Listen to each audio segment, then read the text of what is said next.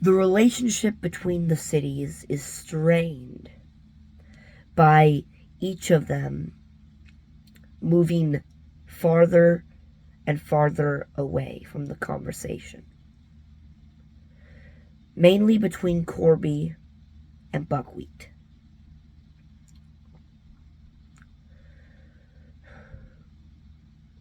Both cities need to be reconciled with each other. On that note, all the cities should be in peaceful relations, which would lead to peace in the nation. They should all be together, reconciled together as a nation. And the split is between Buckwheat and Corby, mainly, but it's tearing the nation apart. Claretown is in a strange position that sides with neither, because both need to reach a compromise. Claretown wants to stay out of the affairs for once, because of the simple reason every time Claretown or the president or anyone has tried to reconcile these cities, it has only led to more conflict between them. And to add to the stress of the nation and the strain of the nation as a whole, governors are leaving left and right. Left and right. Dawson City was the first, with its governor also speaking to Allison City, and therefore those two cities have become dark and are not even connected really with the rest of the nation anymore. As I say that, Jessington is the next city to have that to happen.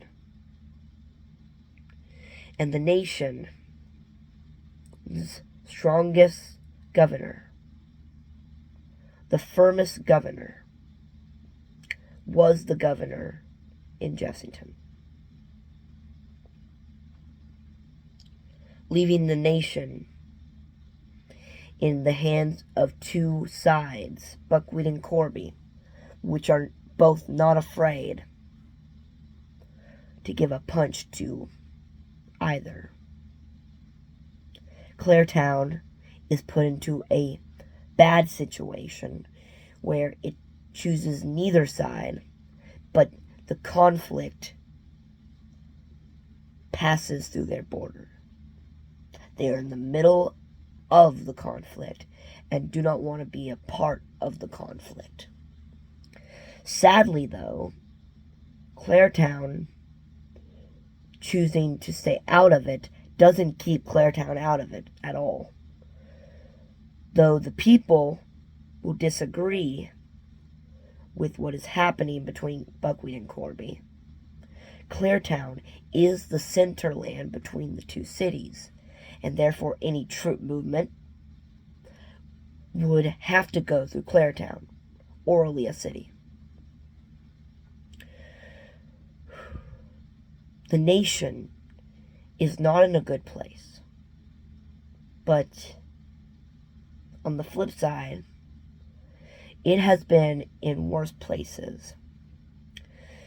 But this place that it is in, and the position of the cities and the position of this whole nation is not in a good position. With governors leaving cities governless, other nations seeing the weakness and planning to attack or start something against it, seeing the nation as weak in its weakened state. Yet the nation is still strong. As long as the resolve of the people is to defend,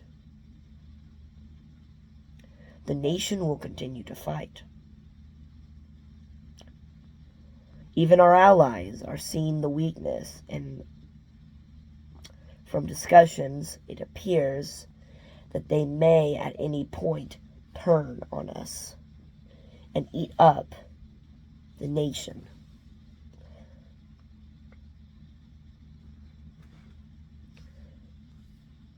The nation and the situation in the nation now can be all connected to one president and to one administration. Previous administrations have lived in a time of the nation of TK that was growing peaceably. And even so, the current administration has seen this too. But it's grown too quickly in too little of time.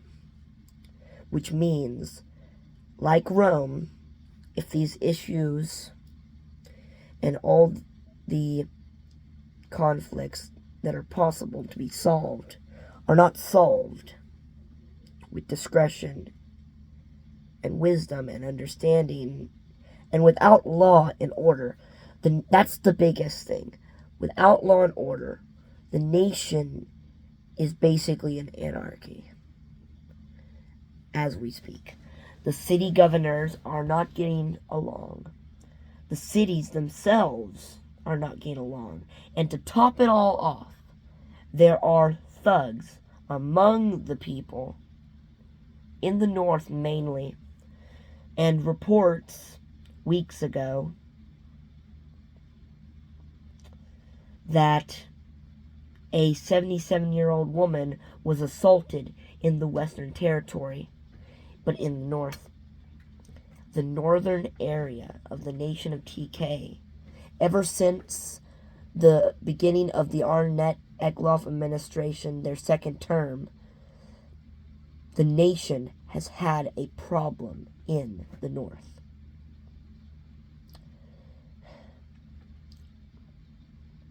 And it is also reported that the city of Zachary City is planning to rebel, or have already rebelled. To that, the president knows what he must do if these rumors are to be proven true. But the president has seen rumors before being false, and he has also seen rumors being true. But that is a slippery slope, because depending on the trustability of the messengers and the people who say this happened or something happened is to be played, because in buckwheat, in past times, the president taking the words of the people have led to much error, and even so, riot. The nation must prepare itself and must be willing to accept its own end. The nation has had a long run, and if it falls, it falls. In its newest city, so-called, there has been, because of weather, a relative peace. But the army is doing okay, for the most part, in the southern city, which is still being developed into a city.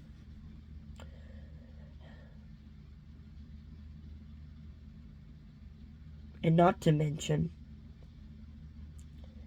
the man of the house and his family are in deep sorrow today because of what has happened recently.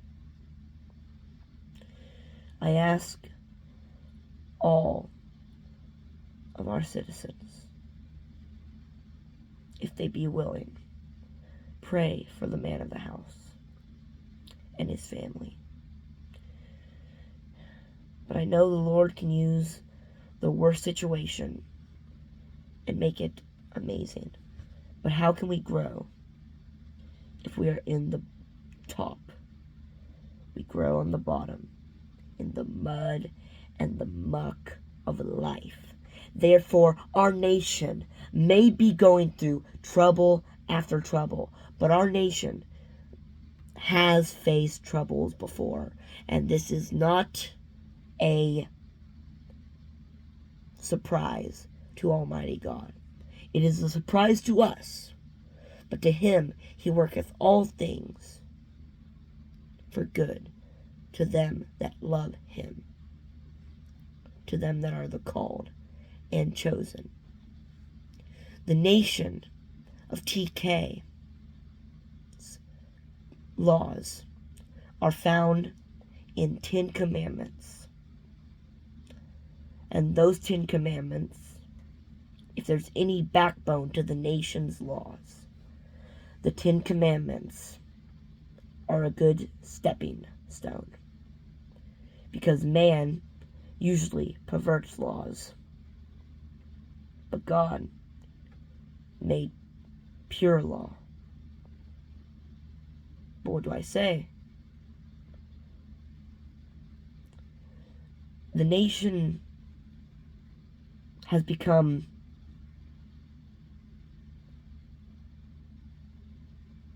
in its time has grown from a small city and from a small group of founders and their families to a nation that can't even count its own population. And the nation is large. But God will either let the nation live or he will destroy it. But I call upon the citizens that if you are able, stand for the nation. If the nation falls, at least we fought a good fight to preserve the nation and to preserve what our nation was founded on. Because to help our brethren, we have at many times turned our eye away from the clear problems that we face in our nation. And we are a family of 10 cities. And of course, families are going to fight, as friends do. But I hope it will be resolved. And to the MK nation and to its leader, my best wishes, cousin. And to all the other nations, the nation of TK is strong. And we hope to continue. But even I, the president of the nation of TK, knows history repeats itself. And I have seen our nation follow similar steps as Rome did when it fell and split between East and West. At many times, I have considered what is best for the nation. Is it better to keep the nation united or for the nation to divide? And I have no clear answer to that, because both come with their own complications. But the nation, if it is to survive, must remember the God who have blessed it and have blessed the people with not just material wealth, yet that has been a benefit of the nation. The nation has also experienced a a spiritual war for a long while, ever since the addition of Corby, and even before. A spiritual war has been fought in the nation of TK. And if that war is lost, the nation will fall. But the battle is not yet lost. The battle is not yet lost. May God bless the nation of TK and its leaders and its citizens.